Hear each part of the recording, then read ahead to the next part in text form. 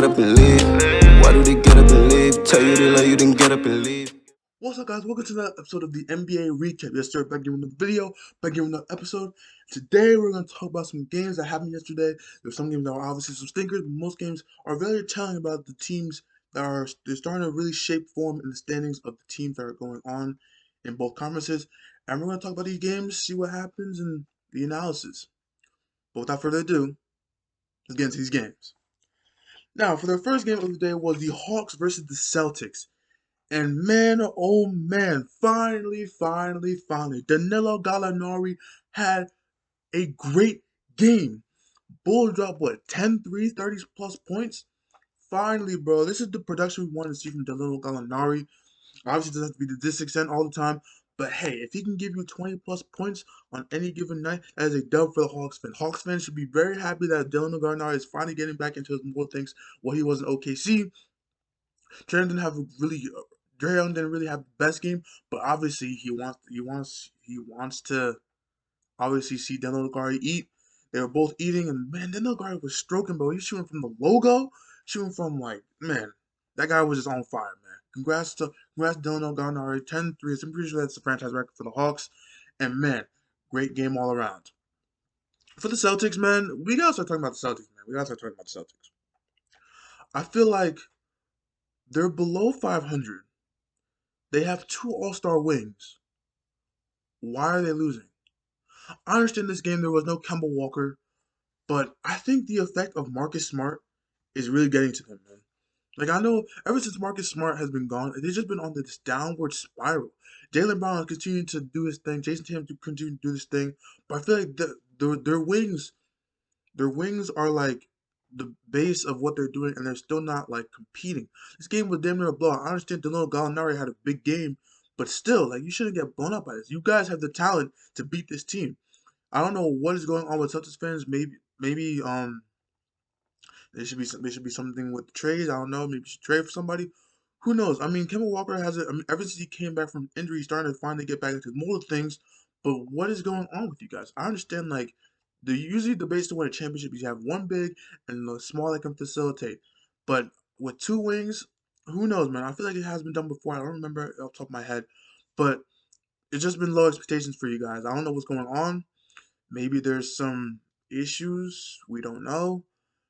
But hey, maybe when DeMarcus Smart comes back, maybe they'll be back to their status. I thought he was only going to miss 1 to 2 weeks, but apparently it's been almost a month since he's been gone from that Laker game, I believe. That was been almost a month ago. So I don't know what's going on. He said coming back maybe after the All-Star break. Who knows? But at the same time, I think they honestly really need a Mark Smart. Mark Smart is the heart and soul of that team. So they need his playmaking, they need his threes, they need his aggression, they need his defense, they need everything from him, man. So hopefully they can get it back soon, and maybe they'll be back to their all-star status and being a contender. Next thing I want to talk about is the Warriors beat the Pacers. Uh, I didn't really watch the game. I didn't really tune into the game that hard. You know, I know Curry had a nice game. I know Draymond had a nice game, nice all around games. I'm also probably gonna watch maybe the highlights for this game, maybe Sabonis because you know how guys are with their things after they got All Star stuff. They also are always having a revenge game. So maybe there's gonna be something that goes on. Maybe who knows? Maybe we'll have a revenge All Star season. Who knows? But the Pacers are still a nice team. Not much to take away from this game. Um, I just like how the Warriors are still flowing, even though they're shot really terrible from three. But so is the Pacers. So you know it happens. Um, yeah, that's pretty much it. The Cavs beat the Rockets in the next game. The Cavs, Jared Allen once again being a beast. I know I always said it. I said in my previous videos. I always said it. I always had it in my mind. But I said in my previous videos, Jared Allen is a beast. I don't care what he says. The Brooklyn Nets. I don't know why the Brooklyn Nets let go of him. I don't know why on earth my team would let go of a guy like Jared Allen. I know you're trying to get James Harden, but hey, that's now one of their biggest weaknesses, center play. But who knows? Maybe they'll fix something up. Who knows? The Rockets, man, Rockets on a downward spiral. They're obviously losing people to injuries. They're trying to get back Christian Wood. I don't know if he played this game, but they're just trying to develop and try to get back maybe into a playoff hunt. Who knows? I really don't know the progression of this team. They let go of DeMarcus Cousins. I don't really know what's going on with this team. It's really just a weird thing. I thought it was a sexy team at first, but like it's just like weird. Obviously, there's injuries, but hey, who knows? I don't know what's going on with that team. Next thing we'll talk about the Pelicans beat the what was it?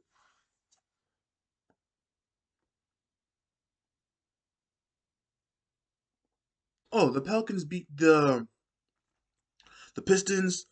Congrats, Zion Williamson. Another, I forgot how to say in my last video. Congratulations for being a first-time All-Star, and he's finally like becoming the player that we always wanted to see. Now that he's not on a minutes restriction, he's finally doing big things for them.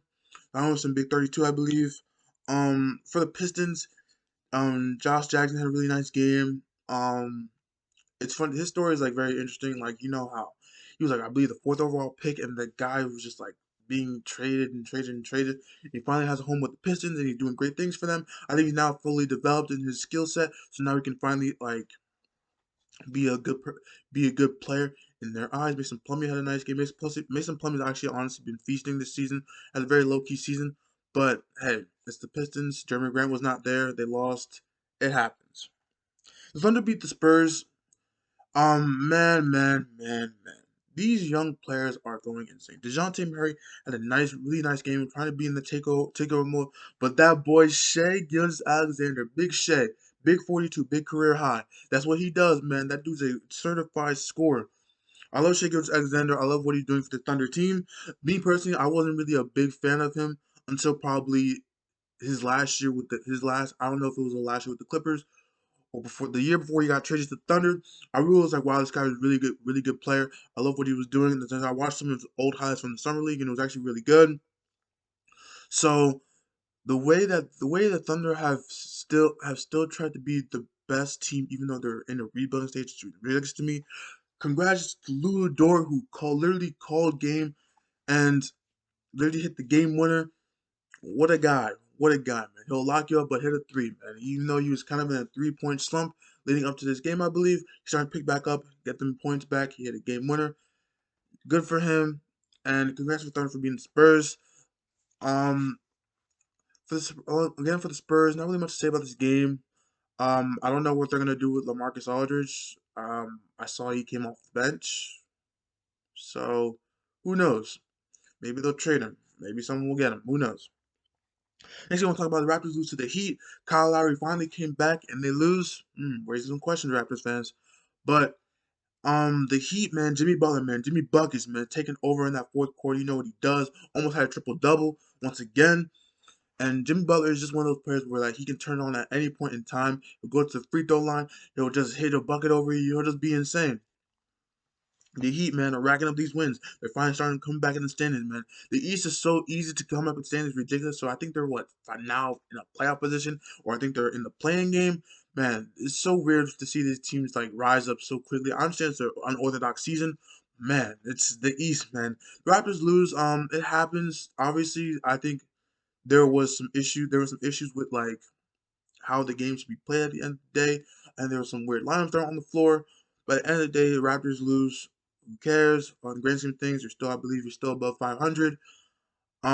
You guys are trying to progress too, which I appreciate you guys for that, and continue to do your thing. And obviously, wins and losses will come and go, but at the end of the day, it's all about that playoff spot, baby. At the next game, we'll talk about the Bulls versus the Timberwolves. Um, this one went into overtime. All I can say about the Bulls is that Zach LaVine is still beasting. Kobe White is still beasting. Um, this was a game that was kind of weird. I obviously didn't really watch the game as intensely as I watch other games, but Zach LaVine man had a mean 35 points. I think he did nothing else on the floor except for scoring. But obviously you know that come out game, that come out All Star game. You know he always had to score big. Kobe White doing great things for them. I think Wendell Carter was doing good things for them. I don't know if he was in this game. I'm pretty sure he was. Like I said, I didn't really watch the game that hard. Timberwolves, man, Carly Towns doing everything he can. Can't really say much about the Timberwolves, man. They probably need more production, but hey, it is what it is. They're really not out. I can't. I really thought they were going to be a sleeper team this year, but obviously D'Angelo Russell's out, and they've never really played together as an actual team in a while for some reason. I don't know why, but hey, it happens, and you're just gonna have to live with it at the end of the day. You're in the tough Western Conference. The wins are not gonna come easy, so it happens. Next thing I want to talk about is the Hornets beat the Suns, man. Big game for Devin Booker. He didn't really do much else other than scoring. Chris Paul had a nice game, but the story of the day is LaMelo Ball. LaMelo Ball, man. I was one of the guys that said, I don't know, I can't really trust him. I had a chance to draft him in my fantasy team. I didn't really trust him. He seemed very inconsistent, but man, that dude is the real deal. I apologize to LaMelo Ball. I apologize to Hornets fans. But hey, that dude is real. That man just took over in the fourth quarter. He was talking trash, talking his shit, being that bully. But like, man, I was really expecting something from like Devin Booker to cook up, man. But he didn't do it. Chris Paul didn't do anything either in the fourth quarter. I'm not saying he did anything, but he wasn't like in that mode where he just takes over in the fourth quarter, which he did not do. So I mean, it happens. Happens to the best of us. Suns get a loss. Suns get a loss. They're still like what, fourth in the West. Still a really great team. As far as the Hornets, man, the Hornets are still fun to watch. According to Hayward, I'm glad he's back. I'm glad he dropped a quick 20 piece. I got kind of scared when there was like a hand injury in his last game, but obviously he's great. Obviously he's pushing through these injuries, man. If it was an old Gordon Hayward, probably would have sat out for 6 weeks. But this Gordon Hayward came out and he struck hard. So I love what he's doing. Malik Monk, man, could he be a sixth man of the year? Who knows? Getting them big minutes. Obviously Jordan Clarkson running away with the award right now. But hey, Malik Monk could have some votes, man. He could be in there. Last game I want to talk about is the Jazz beat the Lakers. I watched the first two quarters, then I kind of quit on the game because they were blown out by like 20. So all I can say is the Jazz live and die by the three. They obviously shot the three very well in the first two quarters, so not really much you can do. I believe they shot 14 threes. They shot 50 threes over their past games, past two games. So they just live and die by a three. I'm still a little bit skeptical about this team because playoffs are obviously different atmosphere. So what if someone cuts off the three?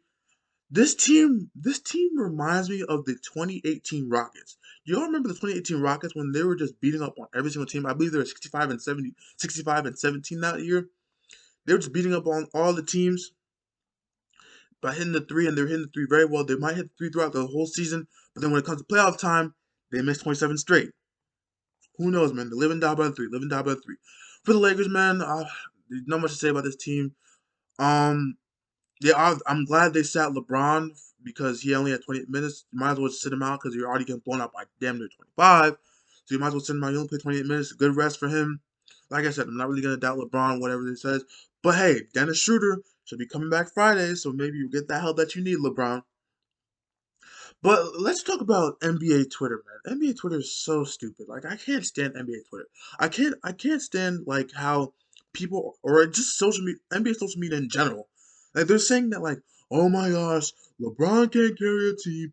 LeBron can't do this. LeBron can't do that. He can't carry a team when we really need him. So let's put it in this standpoint.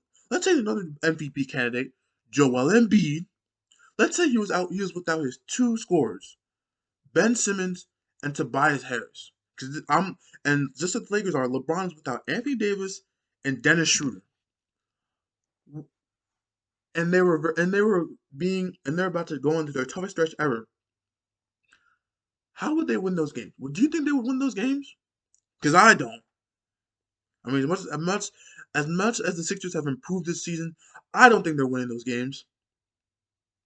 So just imagine that. It's really hard. That's why I can't stand NBA social media sometimes because like, although it's hella funny most of the time, sometimes it's just stupid. Like, Lil Mickey can't do this. Lil Mickey can't do this without A Disney. I'm like, bro, that's so stupid. Watch the games, okay? Watch the games, and you'll see what we mean. But that was that for this video. Make sure you like, comment, share, and subscribe. Please leave comments down below. Tell me what you think about this video. Tell me what you think about my new video quality that I have from my last video and for this video. And make sure to turn on your post notifications so you know when I always post a video. And as we always, we out. Peace. 40 shooting like a boom. Smack 'em. Cool. Quiet.